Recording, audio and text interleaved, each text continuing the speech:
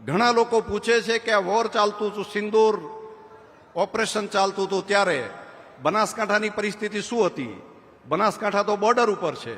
મેં કીધું કે સાહેબ, અમારા બનાસવાસીઓ એ સુરવીર લોકો છે અને આ અહીંયા સરહદ ઉપર રહેતી પ્રજા ખમીરવંતી છે અને અમને બધાને દેશના સૈન્ય ઉપર અને દેશનું નેતૃત્વ કરતા દેશના પ્રધાનમંત્રી મોદી સાહેબ ઉપર સંપૂર્ણ ભરોસો કે અમારે જરાય ચિંતા કરવાની જરૂર નથી.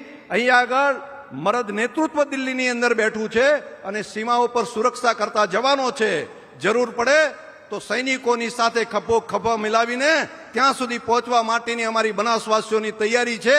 એટલે અમારા મનની અંદર છેદે ધડકત નથી આગા પાછું થતું, કેમ કે અમને ભરોસો હતો અમારા નેતૃત્વ ઉપર, દેશના પ્રધાનમંત્રી મોદી સાહેબ ઉપર. જો આપણે બધા દેશના પ્રધાનમંત્રી મોદી સાહેબ અને સૈન્યને જો આપણે મેસેજ આપતા હોય તો આપણો તિરંગો છે ને આપણા હાથમાં, એ આન બાન અને શાનને એને એક વખત લહેરાવો અને મોદી સાહેબને કહીએ, સાહેબ અમે તમારી સાથે છીએ અને તમે જે પ્રમાણે કામ કરી રહ્યા છો એ પ્રમાણે અમારું સીમાવર્તી ક્ષેત્રના પ્રજાજનોનું દ્રઢ મનોબળ છે. અમે હિંમતપૂર્વક દેશની સેના સાથે, દેશના પ્રધાનમંત્રી મોદી સાહેબ સાથે છીએ. બોલો ભારત માતા કી.